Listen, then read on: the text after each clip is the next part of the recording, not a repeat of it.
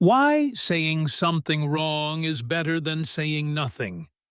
Imagine you are in a cafe in an English-speaking country. You want to order a coffee, but suddenly you feel nervous. What if I say it wrong? What if I forget a word? What if my accent sounds funny? You start thinking too much. In the end, you just point at the menu, nod, and do not speak. This happens to many English learners. They are afraid of making mistakes, so they say nothing. But the truth is, saying something with mistakes is better than saying nothing at all. Native speakers do not expect you to speak perfectly. They understand that English is not your first language. They will not laugh at you. They will respect you for trying. Also, if you speak too perfectly and use only book English, people might not understand you. In real life, native speakers talk in a simple way. Sometimes learners think they speak correctly, but use old, strange, or difficult phrases. Now, let's look at some phrases that native speakers do not say and learn how to say them correctly. 5 phrases that native speakers never say. 1. Can you repeat again? This sentence sounds logical because repeat means say again. But you do not need the word again because repeat already means it. Wrong. Can you repeat again? Correct. Can you repeat that? Can you say that again? If you did not hear what someone said, you can also say, "Sorry, I didn't catch that." Could you say that one more time? 2. I feel myself happy. This seems correct because in some languages we say, I feel myself happy. But in English, feel myself means touch my body, not feel emotions. Wrong. I feel myself happy. Correct. I feel happy. Other examples. I feel great today. I feel tired after work. 3. I am interesting in music. The problem is with the word interesting. It describes things, an interesting book, an interesting person, not people's emotions. To say that you like something, use interested. Wrong. I am interesting in music. Correct. I am interested in music. Examples. She is interested in learning Spanish. He is interested in history. 4. It depends of the situation. In English, depend always goes with the preposition on, not of, wrong. It depends of the situation. Correct. It depends on the situation. Other examples. It depends on the weather. It depends on how I feel. I very like coffee. In some languages you can say, I very like coffee, but in English you cannot use very before a verb. Instead, use really, wrong. I very like coffee. Correct. I really like coffee. Other examples. I really enjoy watching movies. I really love this song.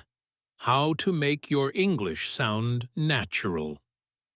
Now you know which phrases native speakers do not use. But how can you avoid these mistakes in the future? 1. Listen to real English. Textbooks are good, but they do not show natural speech. Listen to movies, podcasts, and YouTubers. Notice how they speak. 2. Repeat after native speakers. The shadowing method is great for learning natural English. Play a video or audio and repeat what the speaker says. 3. Read short texts. The more you read in English, the easier it will be to make sentences. Start with simple articles or adapted books. 4. Do not be afraid to speak. The biggest mistake is silence. Even if you know only a few words, use them. Speak simple phrases, but practice often. 5. Find a speaking partner. Speaking is the best way to improve. Find a friend, tutor, or online partner and talk as much as possible. Why regular listening and reading will help you speak. To speak English, you need more than just learning words and grammar. The fastest learners are those who listen and read a lot. When you listen to English every day, your brain gets used to the sounds. It automatically remembers phrases, grammar, and pronunciation. Reading is also important. It helps you understand sentence structures and express your ideas correctly. If you read in English for just 10 to 15 minutes a day, your vocabulary will grow much faster. If you want to speak like a native, make listening and reading part of your daily life. Listen to podcasts while commuting. Read short articles while drinking coffee. Repeat sentences after movie characters. And most importantly, do not be afraid to speak. Even if you make mistakes, it's okay. The more you speak, the more confident you will feel. Daniel's story, how he stopped being afraid and started speaking English. Daniel was 22 years old and had studied English for years. He could read articles, watch movies with subtitles, and understand most conversations. But there was one big problem. He never spoke. Every time he tried to speak, his mind went blank. He was afraid he would forget words, sound funny, or make mistakes. He thought people would correct him, or even worse, laugh at him.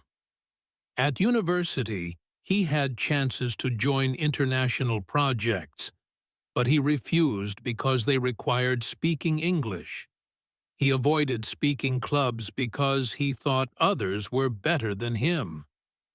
Even when traveling, he tried to avoid situations where he had to speak. But one day, everything changed.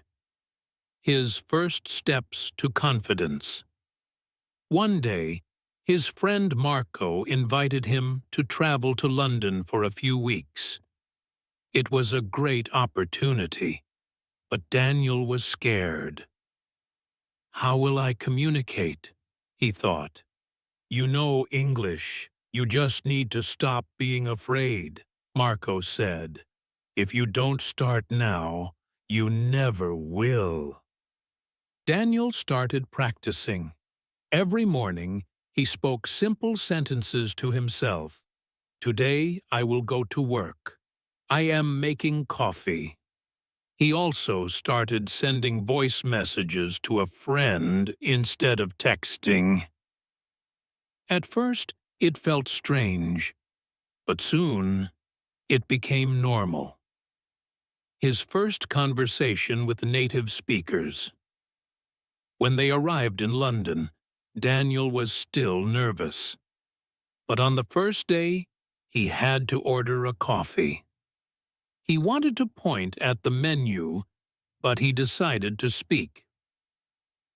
Can I have a cappuccino, please? The cashier smiled and asked, regular or large? Daniel hesitated for a second, but quickly said, regular, please. That was it. He spoke English.